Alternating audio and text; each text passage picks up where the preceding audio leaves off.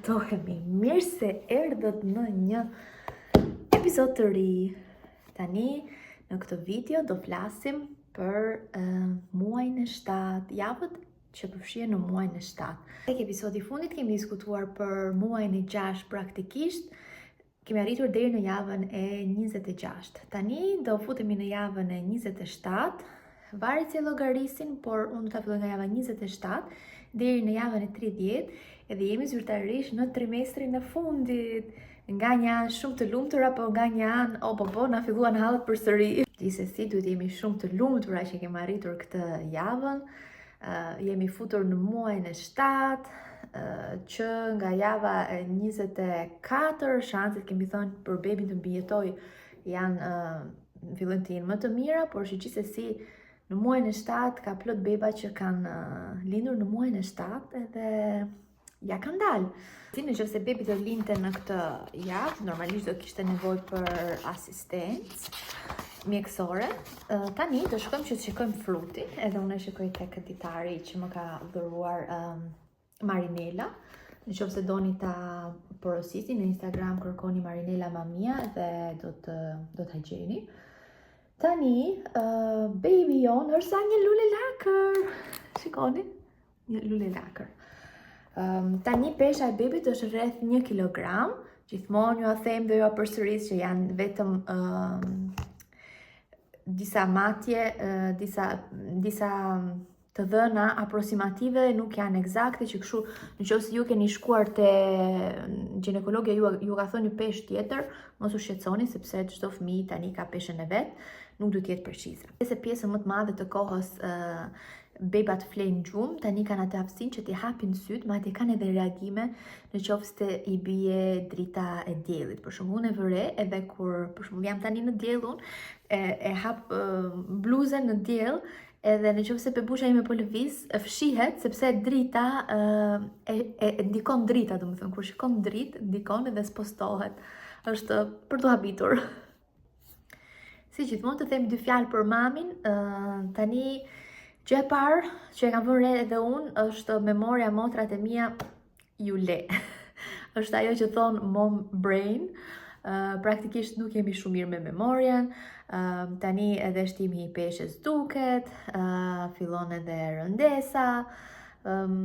Të gjitha normale, por nuk do të thotë që nuk janë të vështira, sepse kur fillon e qash një çik, do të thotë se është normale, tani se është fundi, e di, por kjo nuk do të thotë që është më e lehtë. Por që në fund të fundit janë dhimbjet më të bukura, sepse duhet mendojmë gjithmonë se çfarë po na sjellin. Le të kalojmë tek java 28 tani. Unë e pash te ditari, forma ishte si një ark kokosi, pesha është diku tek 1 kg 200 gram, ndërsa gjatësia është diku tek 37.9 cm. Në këtë javë do ta ndjeni, bebi fillon edhe bëhet shumë aktiv. Normal është rritur edhe në peshë, kështu e ndjejmë edhe ne si mama e ndjejmë që bebi është edhe më aktiv. Mund të ndryshoj disa herë pozicionin në bark. Në këtë pikë të shtatzanis, unë bebushën e kam patur me kokë poshtë, por gjërat mund të ndryshojnë. Por mos t'ju bërë spoiler. Truri bebushave në këtë fazë është duke u impenjuar, le të themi, për të punuar me frymarrjen, edhe për të ruajtur nxehtësinë, temperaturën trupore. Po stërvitet për këtë pjesë, siç tham, hap edhe mbyll syt, është shumë aktiv, edhe për të kaluar tek nëna, ne i ndjejmë këto dhimbjet e shpinës, fillojnë edhe bëhen më të dukshme. Ka edhe mama që fillojnë edhe fryhen, varet edhe nga stina kur e keni shtatzanin, por që fillojnë edhe ndjehen këto ndjesit pak më tepër rëndese, le të themi. Ka mama që vuajnë edhe nga urthi, që është ajo djegja këtu, që reflux, le të themi, nuk e di tamam si quhet, por që unë vetë e kam akoma, edhe se tani është pak më mirë, por që e kam. Edhe mu desh që të merja një lloj ilaçi në farmaci që quhet Gaviscon, që mu desh ta pija, ajo mund të pijet 4 herë në ditë, po nga momenti që e mora, më bëri punë me një herë, të them të drejtën, edhe për 2 javë nuk pata më asnjë gjë tjetër. Pastaj varet edhe nga ushqyerja, të hani sa më lehtë në darkë, mos të hani vonë edhe të ikni me njëherë të shtriheni, sepse ato janë faktorë që ndikojnë. Një këshill për shembull që kam unë është që të flini me 2 jastëk, që të rini pak ngritur edhe të flini në anën e majtë, sepse atëherë refluksi është më pak. Kaq do thoja për javën e 28, le të kalojmë tek java 29. Në javën e 29, baby ka formën e një brokoli, është peshon diku tek 1,29 kg edhe është i gjatë diku tek 39,2 cm. Diçka interesante që lexova për bebushat në këtë javë është që memoria primitive e bebit fillon edhe zhvillohet, edhe në këtë fazë bebat mund të mbajnë mend zërat edhe muzikrat që dëgjojnë tek barku i mamit. Që kështu mund t'i flisni, mund t'i bëni që të dëgjojnë muzikra, sepse pastaj kur të lindin ato do t'i kujtojnë. Si tham, bebi tani dallon errësirën nga drita tek midollo oseo, po fillon të prodhohen rruazat e kuqe. Flokët e bebi tani, për ato beba që do të kenë flok, fillojnë edhe shpeshtohen. Nga kjo javë beba tani mund të ndërrojnë pozicion, mund të marrin edhe atë pozicionin që do jetë për lindjen. Kush është me kokën lart, për shembull, ka mundësi që të rrotullohet dhe të rrijë ashtu. Pastaj ka edhe raste të tjera që bebat vendosin që të kthehen me kokën lart edhe për fat të keq ashtu që ndrojnë, edhe këto pastaj janë ato raste që të çojnë në lindje cesariane, apo ato raste që kërkojnë manovrat manuale për rrotullimin. Çfarë do themi për mamat në këtë javën 29? Tani mitra jon është deri tek 10 cm sipër kërthizës. Simptomat janë pak a shumë të njëjta me javën që sapo folëm.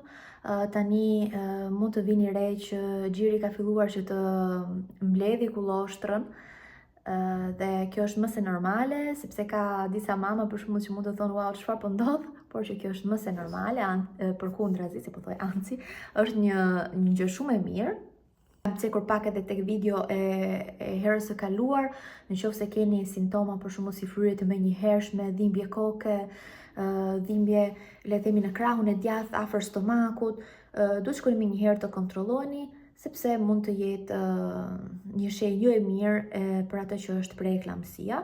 Ju e kam thënë që unë kam qenë në rrezik me Leilën për herë të parë, prandaj më shë gjithmonë kësaj, ndoshta sepse po ja kam frikën, por dua ta ndaj këtu edhe me ju që më mirë një kontroll më tepër se sa më pak.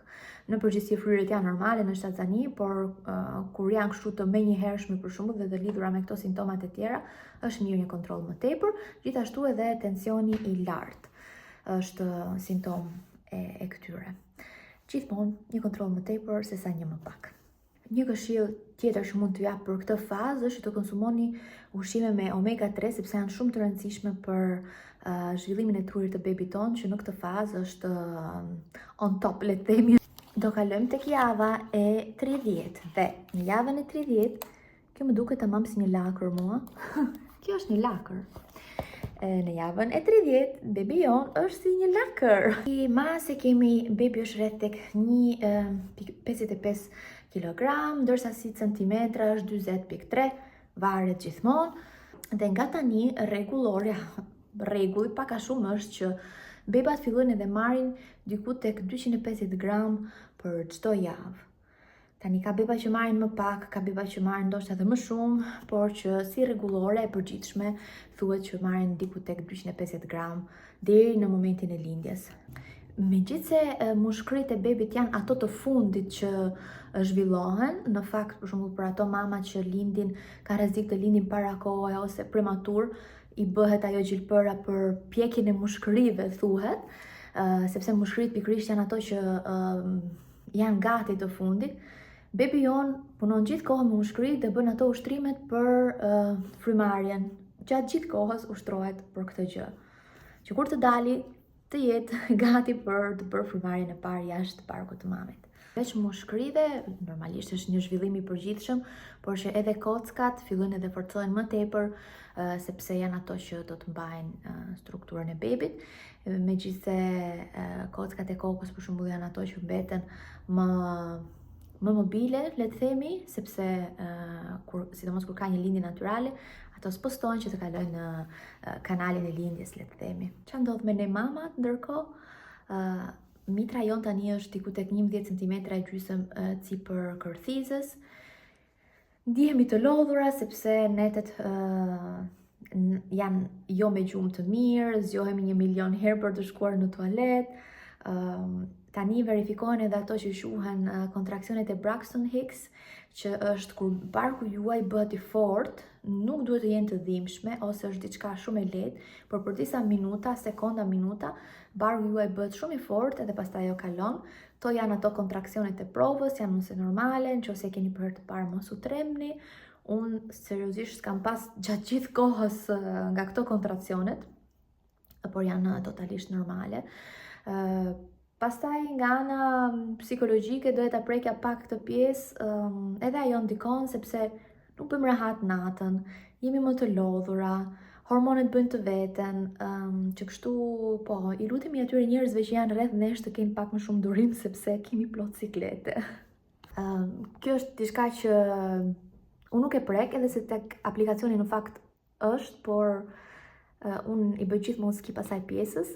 Por që kush pret binjak, në këtë fazë, dhe ju e dini pse unë i bëj skip kësaj, që mos të kthehemi, mos të humbim këtë buzëqeshjen, tani e humba unë gjithsesi, por do thoja kush pret binjak, tani në këtë fazë të përgatitet për lindjen, avash, sepse binjakët vinë edhe më përpara në jetë. Është diçka normale që kështu ju filloni përgatitet një çik më herët mamasitas, sepse po, mund të ndodhi pak më herët. Unë do ju sugjeroja në qoftë se nuk jeni të përgatitur për këtë pjesë, një kurs përgatitor për lindjen, edhe në qoftë se keni një planifikim për cesarian, është mirë që të keni një kurs përgatitor, sepse ato vinë me shumë këshilla. Pastaj edhe një kurs për gjithënien, unë edhe si mami për herë të dytë po bëj një kurs për gjithënien me Zamirën, që është një konsulente laktacioni. Dhe po mësoj shumë gjëra të reja edhe aty. Duke qenë se me Lelën kam kaluar mastit, nuk dua të bëj më të njëjtat gabime, edhe e ndjej të nevojshme që të këtu ku kam çaluar të ndërhyj të paktën kësaj here. Pastaj ajo varet nga shumë faktorë, po unë të bëj timen. Edhe kështu, arritëm në fund të muajit të 7 njerëz, së bashku që jemi në muajin e 8 në episodin e radhës.